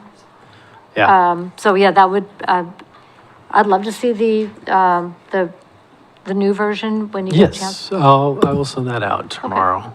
Thank you. Yeah. Great. And so if anybody notices something when we get the updated version, quickly email back to Mr. Brown. Go, I don't think we do this, or I think we do. So that way he gets our quick feedback. Counselor Parsons. Is there a reason why it has to be 5 pages? Because for me, it's a crossword puzzle that I would never finish. Ask him. I fought and fought and fought. This, in order to play with Polko, you have to have so many of these questions. Yeah. And so where we ended up is anything we can't control. Here's what we didn't want to have happen. For example, animal control. So we get negative complaints, everybody hates animal control. Yeah, okay. There's nothing to do with that. Yeah. So that's where we ended. We ended with, get rid of everything that we can't change. If people provide feedback and say, this has to change, but we have no control. Right. So, I don't think, yes, it has to be 5 pages. Yeah. Well, and I think to the point that we are working with a company that's worked with cities in Oregon. And so it's not somebody that's worked with only companies, cities not in Oregon. So they're under the same land use and state mandates and blah, blah, blah that we are. So we're going to have some more apples to apples, which will be fantastic for us. But I would absolutely agree. Anything we don't control, pop it out. Counselor Cross. Just a suggestion, instead of going round and round, because we all have lots of opinions, couldn't we just send you our feedback and then review again? Well, We're under time. No, because they want to send it out the end of the month. we could, I mean, we can always push the date back Yeah, if can you we want. push it back? We're gonna have to, because you've got questions in there that don't pertain. Yeah. Well- Can't we, So- just to clarify, can't we clean it up? You clean it up with things that don't pertain. We send you your feedback, because I'm sure a lot of our feedback is going to seem like probably overlap, instead of wasting time, that we work smarter, not harder, in my opinion. Yeah, so this is a copy after Counselor Christopher, and all the red you can see on that is what we struck out. Counselor Christopher and Melissa Martin and I worked on. So that, But if we eliminate, we did Stand by. not go through every Hang question. on. We said anything we can't change, get those out. yeah, Right. That's what's in there, correct? No, we didn't go through every question. Oh. so, Let's go through, your plan was to go through the discretionaries because these are the Yeah. ones that Polko has done specifically for Keizer. right, just based on, Okay. some contemporary issues of So ours. let's go ahead and talk those through because we got some feedback on those tonight as well. And then we can go through the ones that you've gone through, the ones that are more boilerplate. Yep. And you can get those to us. But I'd like to go ahead and look at the discretionaries because this is one, I think it's gonna be helpful for us to hear what each other has to say. So let's go to discretionary. Oh, you have a question, Council President Starr. Thank you, Madam Mayor. Mr. Brown, this was handed out to, I think, at CDEC. Was it CDEC that we got it? Mm-hmm. So, but I don't know that we had any, and I was filling in that night, so I don't know that we had any direction if we were supposed to go through it, or, I mean, it was just on our, and it wasn't on the agenda, I don't think, was it, Tammy? No, it wasn't on the agenda, we just got a copy of it. Were we supposed to do something with it? Well, yeah, I asked, that it go to that committee for feedback. There are, questions in there Yeah. about. It didn't make it on the agenda, so Yeah. it was just on the place setting, so it hasn't even been through that process yet. Yeah. Okay, so that needs to go back through CDEC, so it sounds like that was supposed to be on the agenda and didn't make it. Yep. Table it, give me feedback. Let's go ahead and go through these, the discretionaries, since we're here, and we can go through these and then get the cleanup version, get that through CDEC, and then good to go right because that's beginning of February. CDEC meets February, First Thursday. So that's 1, 2, 3, 4th, February 4th.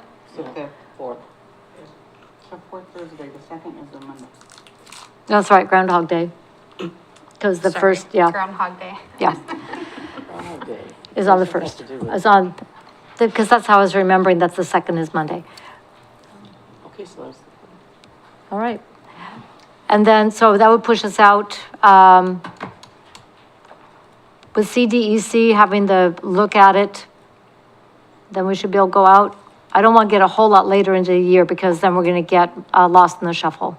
And into summer and, Well, I don't want to get into even the spring. yeah. Right. What do you think? So you have the. Yeah, CD. so we can eliminate the ones that aren't pertaining to city services. Right. We still have this section of the survey that's Yeah. discretionary for you. So let's go ahead and look at that. Want me to go over those, I can. Yeah. If you want to wait until next month, we can do that too. Oh. Yeah, let's go over these, yeah. Because these were in our packet. We've had a chance to look at them. And we've gotten feedback on one of them at least. So let's go ahead and talk through the discretionaries. Okay. Yep. Let's go to discretionary 1, which is number 13. So that would just be evaluating the city's strategic goals. Okay. So on the public safety one, that'll be reworded because we don't do fire. Yes. Yep. Okay. But we do emergency planning. Yep. Okay. Good. Any other comments, feedback on number 13? Nope. Good, good, good, good. I can't see Counselor Kohler. Ms. Bissett, can you see him on your screen? If he has a alive? question? So if he puts his hand up, I'm not going to be able to see him. Yeah, he has a voice. Is he there? Okay. So Counselor Kohler, since I can't see you on the screen, if you've got a question, sing out. Okie dokie. I'm not, all I'm seeing is my community survey 2026. I'm not seeing anything else. Same with us. Yeah, we're just seeing discretionary question number 1 and is number, this is number 13 in the survey itself. And this was one that was put together specifically for us. So do you have any comments, questions? We also don't have a downtown. So what I'm not seeing is the individual pages. I can't be on Zoom and look at those in my packet at the same time. So kind of at a disadvantage here. Well, we're coming back. Okay. So the other comment I would have is, as it says, local businesses, jobs, downtown vitality. We gotta find another way to put downtown because we, river. We don't have one. Yep. Yeah. Business core, or I don't know, do you have another term? Well, kind of, yeah, sort of. No. I'll go back to our wording. Okay. And see what, I like that, economic vitality, that's a good one. Vitality or something. Yeah. I think that's, yeah, I like that. man, I'm gonna, Services, responsiveness, engage community. Okay, the rest of them I'm good with. Any other comments? 14. okay. 14 is one that we were gonna have a town hall. We always still are going to have a town hall on. At least that's the council direction on it. And so we thought we could put that in the survey to see the sentiment of it prior to the town hall. So, Can you get the screen changed for us?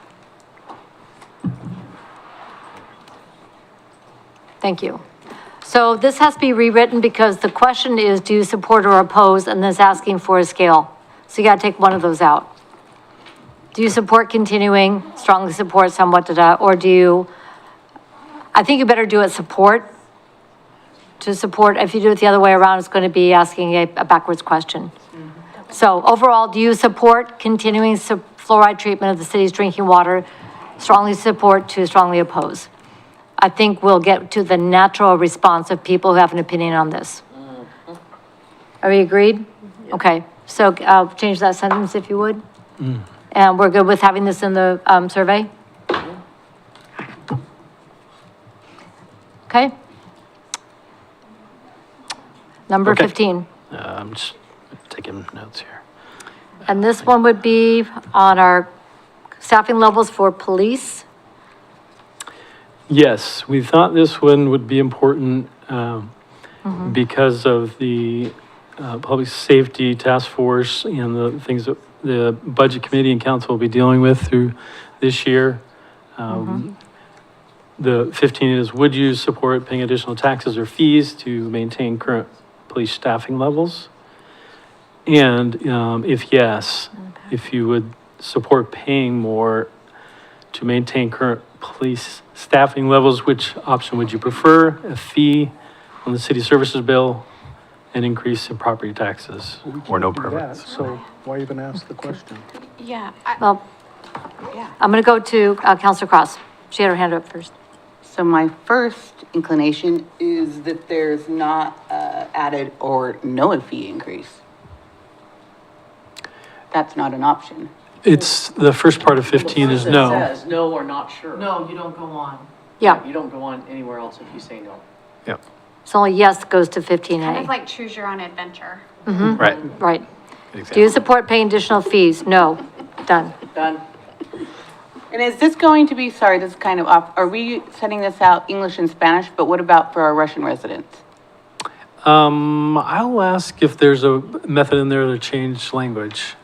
Because we do have quite a few. Yeah, I'll ask that. We do. Southeast, mostly in In the the southeast southeast. Keizer area, if I remember correctly. And some 5 in greater northeast. Okay. Okay, Council President Starr. So, thank you, Madam Mayor. So, I'm not super comfortable with the way that 15 is written because we haven't finished our work on the police fee yet. And we have there's the potential that we may have a different recommendation that reads differently than this question. So talk me through kind of the thinking and how we got to this question. Well, we could also use the live platform to do that at a later time. Since we, as you point out, we're not ready for a recommendation on that. The way we got to that is that our options are pretty limited for it. But like I said, we could use the live platform to do that instead of the survey instrument. So can I follow up? Follow up, please. So just having dialogue about knowing that we have this meeting next week 29, yeah. on this exact topic. I think I worry a little bit about this particular question because none of these may be what we recommend. And so, I mean, maybe I am the only one. You should wait. Okay, I was gonna say, maybe I'm the only one who thinks we should wait, but, I would. Look, he's already got a claim of that. Yeah. So we've already got a delay. So why don't we, it's already been So, pushed back. Councilor So why don't- President Starr, you have the floor. thank you. So I would prefer that we pause on question 15 and 15A until the task force does its work and comes back to council with it, because these may be completely different options. Okay. Okay. So that won't go on pause. All right, Fair enough. Yep. good with Is that? that, well, sorry. Oh, I'm sorry, Councilor Duran has a comment. We can increase our property taxes, so why is that even on here? Yeah. We vote can levy. we can put a levy on the ballot, Right, so but yes. that's- But But it should that's, say levy. Yeah. It should say levy instead Okay. of property Oh, tax. that's a Right. good point. Vote of the Yeah. people. Right, Yeah. Yeah. property tax levy, something like that. So so it's really clear what that is. Good catch. Levy in addition to property taxes, or whatever. No, it's on property tax. Really? Levies are property tax. Let the task force figure it out. But they'll make pressure. recommendation. Well, it's gonna be making recommendation to Yeah. council, and then we'll have, Long meeting next Wednesday. then it's all of us, but, yeah, we'll work on the language there. But I think we in February have to make a decision on the cost of living, so that we have been delaying that decision since May for this fiscal year. So this is relevant as well. This is not future, this is now. So just want to keep that perspective as well. Waiting for the data. Sounds like the data is So, coming. yeah. Okay. So number 4, Yep. Let's go to question 16. Oh, anything from Counselor Kohler? Nope. Okay. Let's go to, there we go. Question 16. Oh, go ahead. My only concern is that we as the task force, we need to be able to have our options, and this doesn't give us our options. Okay. So I agree with Council President. good. Okay. All right, that will Okay, come back. So number 4 is how you receive information about the City of Keizer government activities, events, and services. And I think adding Keizer Times is a good suggestion to that. Yep. Don't you think you should just say newspapers? And then, About statesman, what about? Oh, Salem, yeah, the Business Salem Journal, So- Salem Reporter, Keizer What's Times. that all together? newspaper. Yeah. So newspaper and then parens, the 3 main newspapers that we have here. Well, Salem Reporter is digital, but it's still a digital newspaper. Salem Business Journal now? Yeah. Yeah. There's a whole bunch. But I think the ones that, those 3 in particular, maybe also SBJ, those 4 we could list. Okay. Okay. Social media, yeah.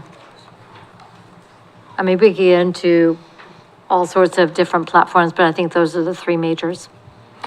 I guess those are for example. They're not exclusive, saying just these. So we could put, e.g. these, saying as an example. Yeah. Okay. Good to go? Okay, and then that is all we have on there now. So the question is, is there anything that you would like to get on there?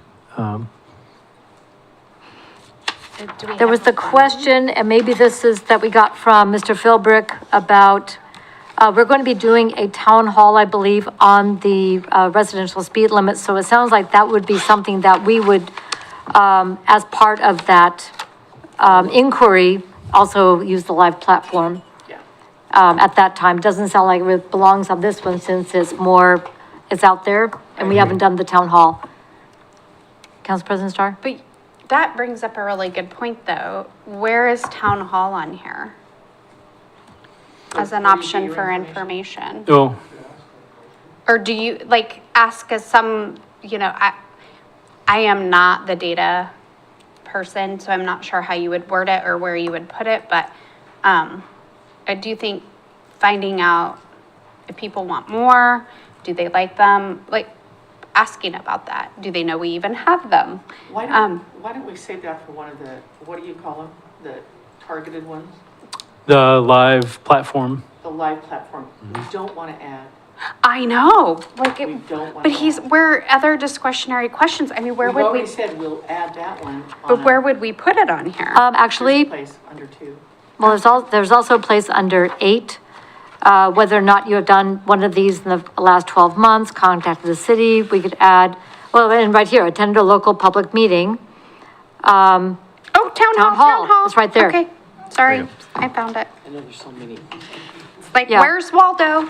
But let's take, on that number 8 though, please take out county commissioners, Yep. since we don't control that. Yep. And please take off HOAs, because we don't control that either. Yeah, I'm sorry, I'm really bummed that You probably got already have that done. wrong one in there. Yeah. But anyway, town hall's already there. Okay.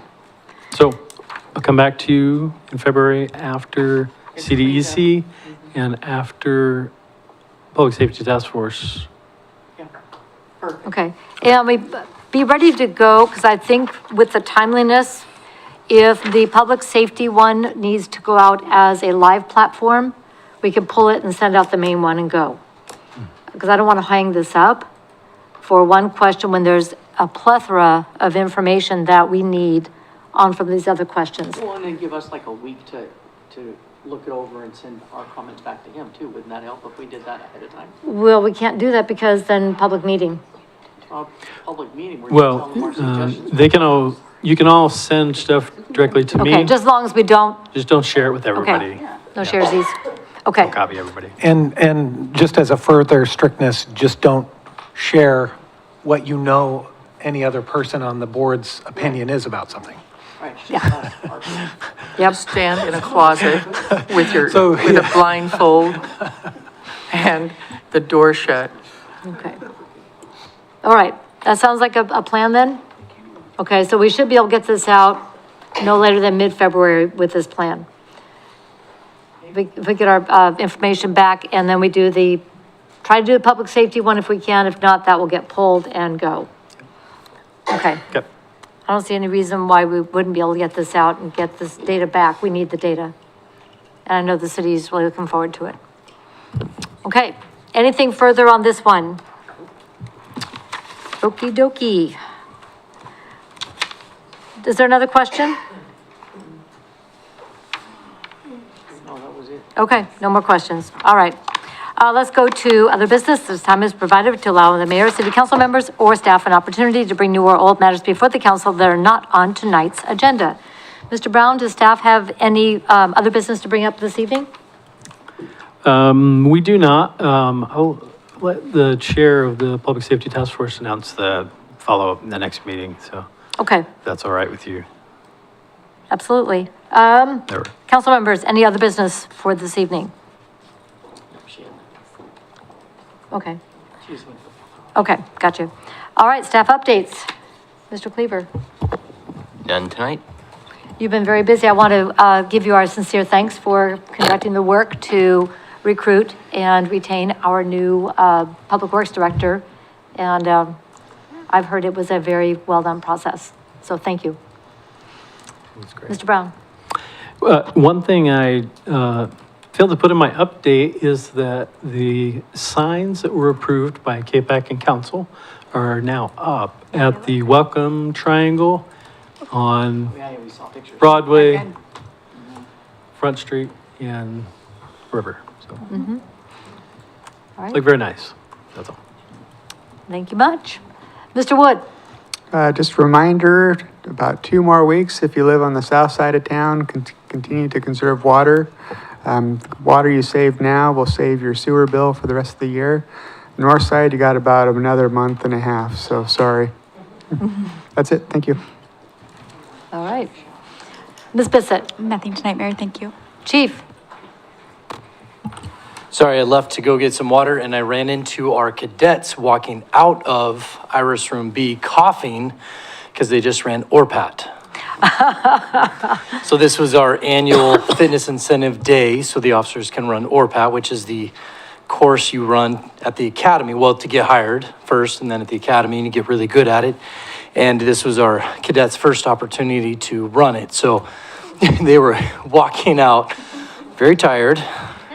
We're not talking a lot, but they, the ones I did talk to successfully completed ORPAT and actually a good time. So anyways, I was going to share that we ran ORPAT today, but we all ran it together. So good times. The ones who suffer together, stay together or something? Ms. Blaylock? I have no updates. All right, thank you very much and welcome aboard. Thank you. Mr. Witham? I just wanted to spend more time talking about CFEC because I feel like you guys really enjoy that. So no, I'm kidding. No, I have no great updates. I alluded to it earlier. I think we're getting very close for the TSP really being real. So I think there's just a few little things that they're working through at the state level. And then hopefully that project will get kicked off. I mean, I would love it if it was by the end of February, but you know, it's the government, so I don't know if it'll be quite that quick, but dang it. That's right, I am, shoot. Yeah, no, otherwise I have nothing else. Thank you. All right, thank you very much. Mr. Lindsay? The only thing I would say is, and it was alluded to by Mr. Lawyer earlier, Matt Lawyer, is that, yeah, Planning Commission has asked me to kind of refresh them up on quasi-judicial processes. So that training will be on video, and I will let you guys know when it's available too, if you guys wanted to watch it. And I will try to be entertaining. All right, thank you so much. All right, that takes us to council reports. Councilor Duran. I have nothing tonight. Councilor Christopher. I have nothing tonight. I just wanted to add to Mr. Brown's comment. So Claire, who is on KPAC, sent us a text and said, our signs are up. And I ran down there and took pictures of them. They really do look great. And wanted to say, is that something we can look into? It's such a clean design. I thought KPAC did a great job in the design that they chose. It shows up really well. And I'd really like to, not that I don't love this, I love this, and it's been here for 40 years, but it's, when you get it into this small format, it is so difficult to read, and then the new one is so clean. So I'd like to look at maybe incorporating that in some other areas. What do you think? I like the idea of rebranding. I think the Modernizing. new one is more typical of branding patterns that we see nowadays. It's a great topic for our goal planning and strategy. Okay. I did a rebranding in modernizing in another city, and I'll share with you what that looks like. A company that I worked with did an excellent job on it. It is more than just using new. There's a lot to it, but let me share that with you and see what you think. Right. Yeah, it's so easily read. It looks terrific down there. Very nice. All right, thank you very much. Council President Starr. It was a busy couple weeks. I covered, let's see, the West Keizer, attended the West Keizer Neighborhood Association on the 6th. I covered and attended the Community Diversity Engagement Committee on the 7th. Then I covered the Volunteer Coordinating Committee on the 8th. And then the Marion County Public Safety Coordinating Council. I'm a member of that, and I attended that on the 13th. Then I attended our multimodal safety committee meeting on the 15th. And then to cap it all off, the Celebrate Keizer event on the 17th. So it was a crazy busy couple of weeks. Yes, indeed, and congratulations. It was a well done event. Councilor Cross. Thank you, Madam Mayor. Kudos to Interim Chamber Executive Director Shaney. Well done on that event. So it was great. I attended that. I attended Salem Chamber's monthly forum luncheon. I also am a member of the Marion County Public Safety Coordinating Council. I attended the Peter Wong press offices, the dedication over at the Capitol. So that's awesome. If anybody has a chance to go out there, that's pretty fun to go see. And yeah, that's it. Hi. Councilor Parsons. Thank you, Madam Mayor. I attended the Peach Bowl. Oh, wait, that's not in Keizer, is it? Sorry. I attended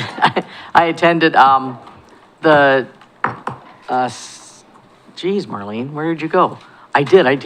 Oh, Gubser Neighborhood Association meeting. Jeez. And they reported on the amount of food collected and how many families it fed. 93,000 families. It was amazing. They gave out awards for like the 3 favorite lights. So that was pretty cool. And then, of course, I handed over my first citizen to Joe Van Meter on Saturday night, so that's what I did. Fantastic.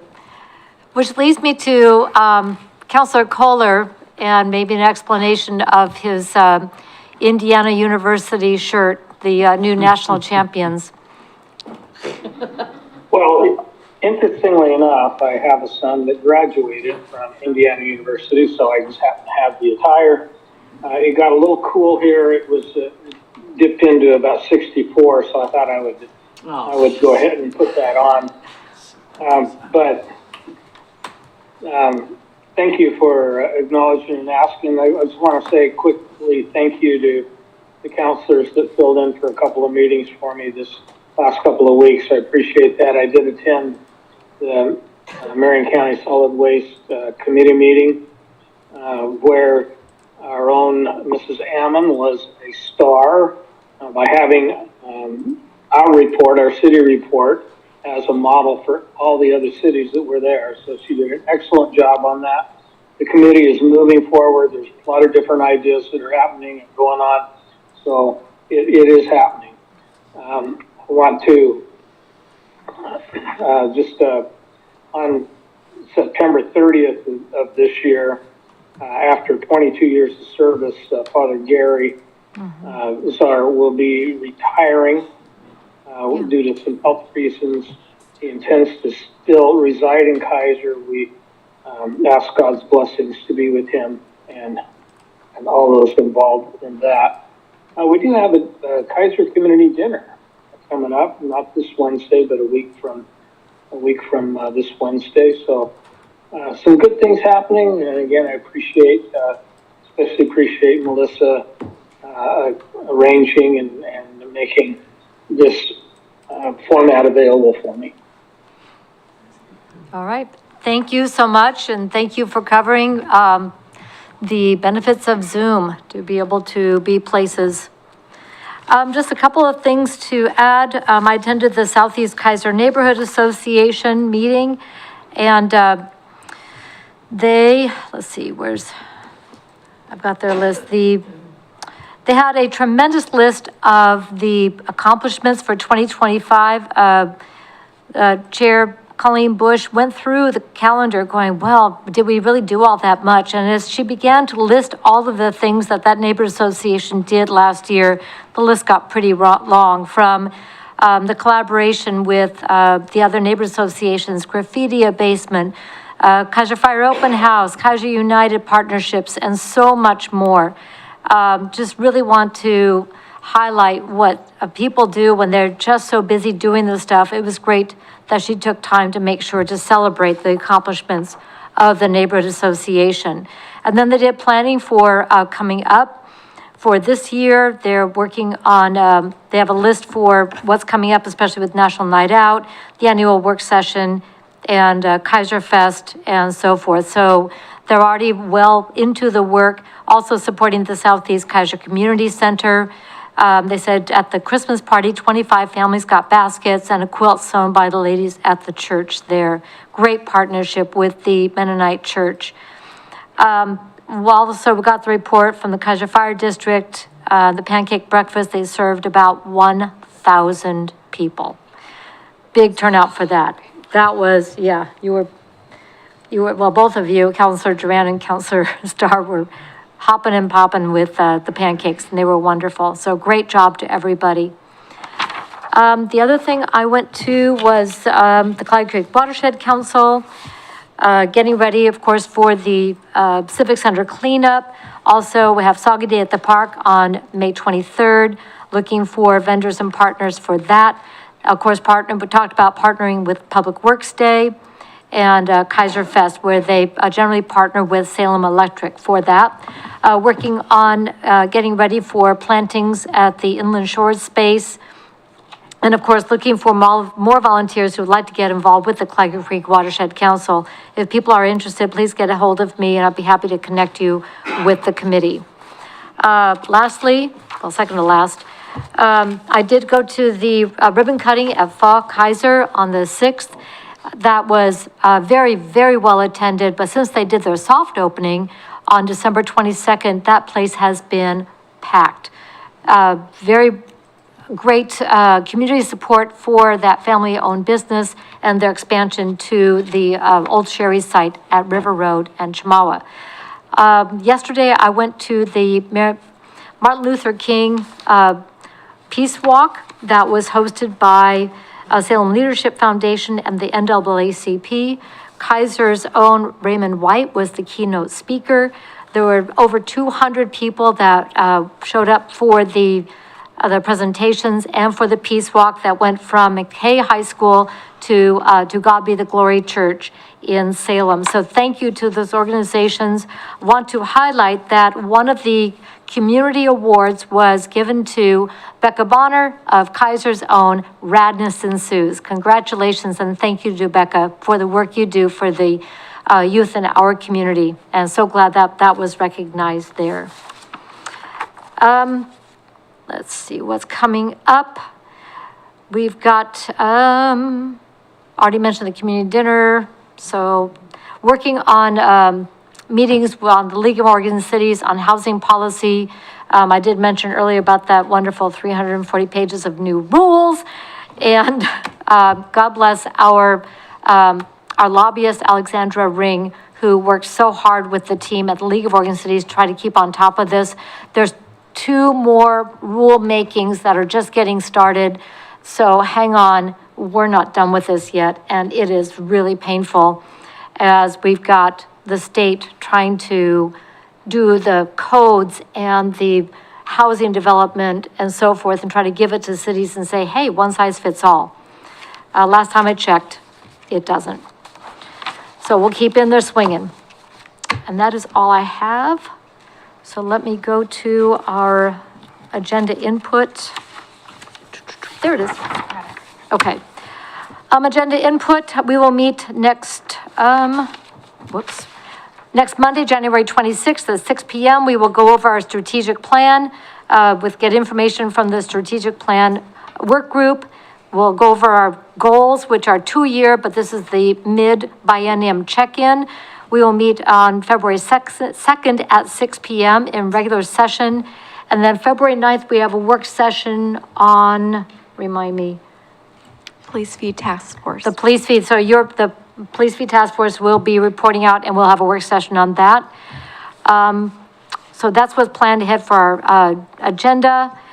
I also want to bring to your attention that Senator Merkley has rescheduled his town hall for the 22nd, which is Thursday afternoon from 3 to 3:30 at Chemeketa.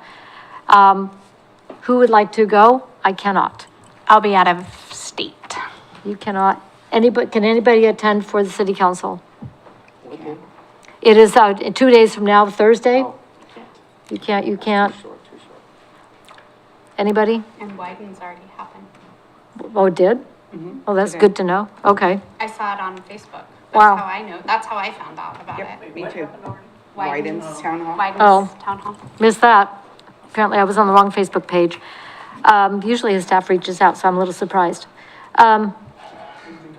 Okay, so Councilor Duran. Yeah, I was too, but I have a schedule conflict this time. Can you go, Councilor Christopher? I can. You cannot. Okay, Councilor Duran, you're it. Okay. All we need is Kyle. Keizer shows up. All right, thank you very much for being willing to do that. That is all I have. Our agenda is complete. Anything else for the good of the order? The time is 8:03 and we are adjourned.